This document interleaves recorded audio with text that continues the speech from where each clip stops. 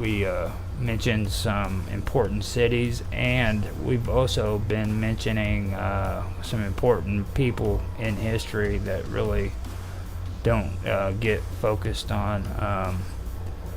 That Carmen, you said you have the notes for Philo, right? Philo of Biblios, but I don't know if this is the right. Also known as Hernanius Yeah, Philion. Okay, yeah. that's right. Okay, okay. I was just making sure. Yeah, Or Philo of Hyranius of Philon of Hyranius Byblos. Yeah. Philon. Now I've got So he lived between 64 through 141 AD. yeah, those are the same notes that I have. Philo of Alexandria as well for the Hellenized Jewish philosopher. Oh no, that's someone different. And then yeah, okay. Philo wrote. Wait, am I supposed to be reading or not yet? Yeah, go for it. Okay. So Philo of Biblius, also known as Hyrenius Philon, was an antiquarian writer of grammatical, lexical, and historical works in Greek. He is chiefly known for his Phoenician history assembled from the writings of Sanatrinathian. Sanatrinathian. Philo was born in the first century in Biblius, in what is now Lebanon. He lived into the region. He lived into the region. Oh, excuse me, reign. He lived into the reign of Hadrian, of which he wrote a history now lost. His name, Herennius, suggests that he was a client of the consul Suffectus. And can I just look that up? The consul was the highest elected public official in the Roman Republic. Okay, okay, okay. Now, right there, my notes, it says that he was representative of the Roman consul Hyrenius Severus. Severus, Yeah. yeah. All right. I just had to look up what Consul Suffectus Herennius Severus threw from whom Philo may have achieved the status of a Roman citizen. Yeah. Philo wrote a dictionary. Stop. We can stop or No, keep go going. ahead. I Okay. just commented. I made it a little, yeah. Philo wrote a dictionary. I was making sure I was not cutting you off. Philo wrote a dictionary of synonyms, a collection of scientific writers and their works, organized by category, a catalog of cities with their famous citizens, and a vita of the empire Hadrian. Some of his work is known to use, excuse me, some of his work is known to use by titles only. Others have survived. That doesn't make sense. Some of his work is known to use by titles only. Okay. Now, Others have survived in now right here, fragmentary. I can kind of elaborate on that one from what I Okay. got from it. Like you said, he wrote numerous works of, well, they say it differently. They say grammatical, lexical, encyclopedic, and historical importance.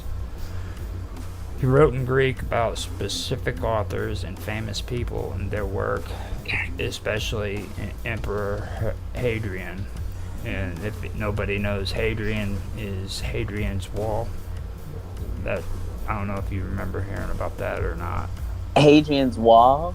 Yeah, there's a whole thing on that. So his I'm most about to. important work is the translation of Phoenician history by Sanchuniathon or Chuniathon. This work was thought to be made up, but since 1929, archaeological evidence from Ras Shamra Ugarit of clay tablet texts dated to 1400 through 1200 BC proved him true. All right, so I'm done there. You can continue. I went a little bit over. No, I mean where I'm at on the acquisition. I guess I was more so the word in the way they said it. Only let's see, some of his work is known to use by titles only. Others have survived in fragmentary quotes in Christian authors. Among his works were on the acquisition and choice of books, on cities and their famous men, epitomized by the grammarian Alios Serenius, and one of the chief authorities used by Hesychius and Stephanus of Byzantium. Yeah, Byzantine. Byzantium. That's when the Romans, or Rome, split into two halves. There was East Rome and West Rome, and then eventually it turned into the Byzantine Empire. West Rome. Oh, only. Nothing is. Oh, this is talking about this guy. I was seeing with the looking up Byzantium, but when it does, it only talks about the Stephanus of. On synonyms of which there is extant and epitome, no, epitome, no, epitome, epitome by, it's not epitome, is it? Am I saying it wrong? Epitome, yeah, I am saying it right. It just doesn't look right when I say it out loud. That's the way those But intellectuals are. They like to throw in wordy stuff. and I mean, I'm looking at it. It's epitome. Okay, I don't know what's wrong with me, but probably I'm sober. No, I'm just joking. But he is chiefly known for his translation of the Phoenician history of Sanitrinathion, who was said to have lived before the Trojan War. Of this work, considerable fragments have been preserved, chiefly by Eusebius, and that's what the name of the book is. Eusebius, you told me yesterday. And yeah, and when I saw the name and I read it, I'm like, oh yeah, I know that name. Eusebius and the Preparito Evangelica, or how to say it? Yeah, that's it. That's the Preparito Evangelica. The presence of euhemeristic. So do me a favor right there, okay? Okay. Copy and paste that into a note so that you never have to ask me that question again. The name of the book? Yeah. Okay. I hate saying that name. I hate it. Eusebius. No, the book. Oh, I know. I can say Eusebius. It's the Preparatio. Evangelica. Hysteria. Evangelica. Hysteria. Sicarica. I would have hated having to live back during that time period in that region because, I mean, can you imagine having to use, like, Latin words? But imagine that this is probably so normal for them. We probably sound like we got problems when we talk and they listen to us. Like, what are you speaking? The language is that. To them, this is normal. We sound like the crazies. Yeah. The present, they present a euhemeristic ratio of Phoenician theology and mythology, which is represented as translated from the original Phoenician. Sanitrinathion was thought by some scholars to be an imaginary personage whose name is formed from that of the Phoenician god Sanchon. However, Edinburgh professor PBR Forbes wrote that 14th century BC documents from Ras Shamra,